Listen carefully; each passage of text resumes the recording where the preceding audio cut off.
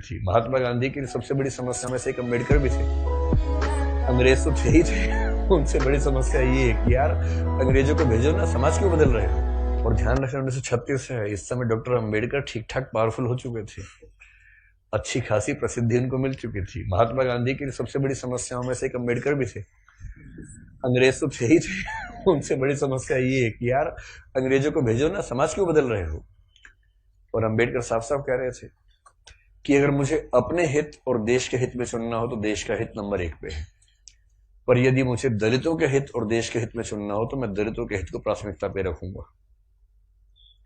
क्योंकि अगर अंग्रेज चले गए ऐसे ही तो यहां के सवर्ण हमें छोड़ेंगे नहीं, और दलितों की पराधीनता अंग्रेजों के आने से पहले ज्यादा थी, अंग्रेजों की उपस्थिति के समय कम पराधीनता थी।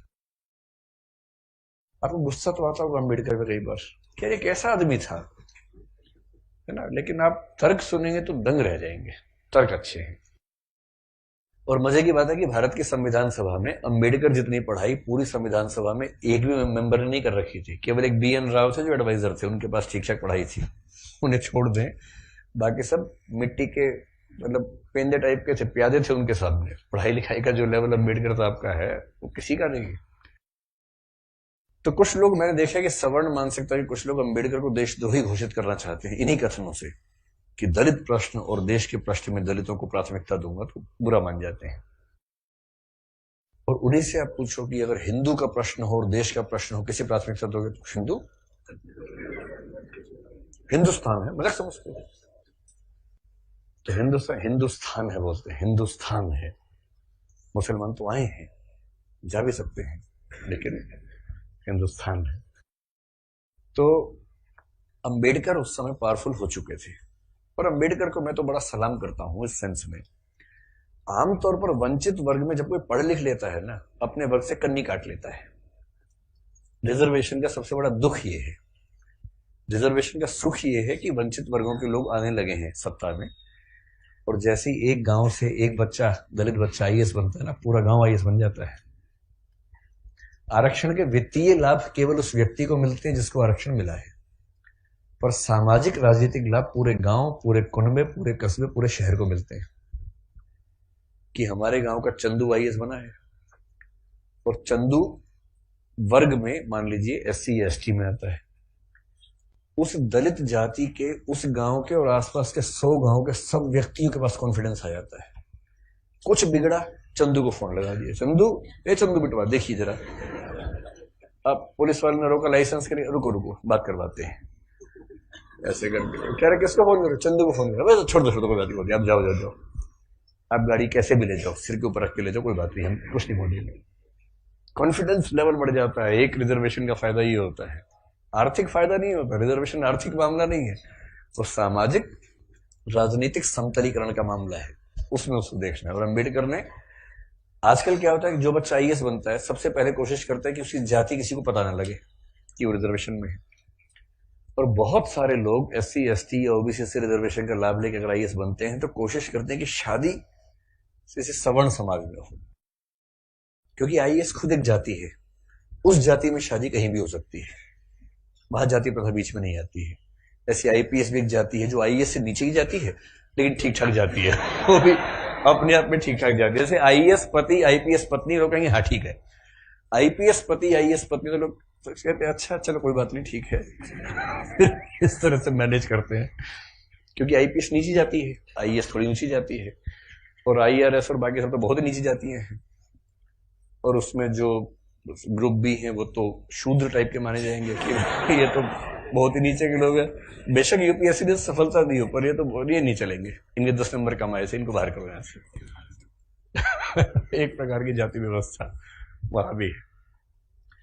तो दलित चेतना जो अम्बेडकर की वजह से, अम्बेडकर का सम्मान क्यों करना चाहिए कि वो इतना पढ़ने लिखने के बाद भी चाहते तो वो भी एक शानदार जिंदगी जी सकते थे, उनको मिल ही रही थी भाई। वो PCS ऑफिसर थे बड़ौदा में, मजाक छोड़ना है, नागपुर में शायद, और जब नागपुर में वो सिविल सेवक बनकर आए, फेलोशिप वहीं से मिली थी पढ़ने के लिए, जब वापस लौटे तो उनको PCS अधिकारी बनाया गया।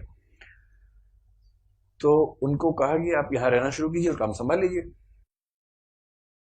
अब ये अम्बेडकर के सामने सबसे बड़ी समस्या, अगर आप उनकी कभी आत्मकथा पढ़े, मैं कैसे बना, हिंदी अनुवाद उसका ये है, उसमें प्रसंग है कि नागपुर में रहना है उनको क्योंकि वो ऑफिसर हैं, उनको अपने रहने के लिए कमरा चाहिए या घर चाहिए, ढूंढ रहे हैं पूरे शहर में, कमरा ही नहीं मिल रहा।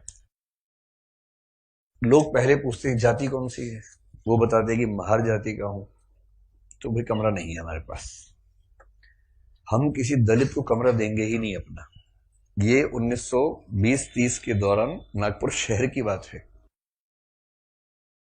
फिर वो कह रहे कि कई कमरे खारिज होते गए होते गए होते गए, एक और घर में गए, एक कोई दूसरा ऑफिसर था, वो दिखा रहा था, दोस्त के रूप में हेल्प कर रहा था, तो वहां मालिक ने पूछा ही नहीं कौन सी जाति के हो, इन्होंने बताया भी नहीं, ढिंडोरा क्यों पिटेंगे, उससे पूछा नहीं, उन्होंने बताया नहीं, कमरा मिल गया, रहने लग गए। और फिर वो देखते हैं कि एक दिन अचानक सुबह उठा तो बहुत शोर मचा हुआ था, मुझे लगा पता नहीं क्या हो गया, खिड़की से नीचे देखा तो हजारों की भीड़ हाथ में डंडे भाले हथियार लेके खड़ी हुई थी। उनको पता लग गया था कि एक दलित आदमी इस घर में रहता है और वो भीड़ मेरा कत्ल करने के लिए आई थी। और उसके बाद कुछ दोस्तों की मदद से पता नहीं पीछे के दरवाजे से कहां से किसी तरह से उनकी जान बचा के भगाया गया उनको। इस दौर से वो गुजरे थे। ये उसी देश की बात चल रही है, सारे जहां से अच्छा हिंदुस्तान हमारा, हम बुलबुलें हैं इसकी, ये गुलसिता हमारा, उसी की बात चल रही है। किसी और देश, पाकिस्तान की बात नहीं चल रही है, उसमें पाकिस्तान था ही नहीं, पाकिस्तान पेट में था उस समय अभी हुआ नहीं था, मतलब होने वाला था, अभी नहीं हुआ था। तो उस देश की बात है।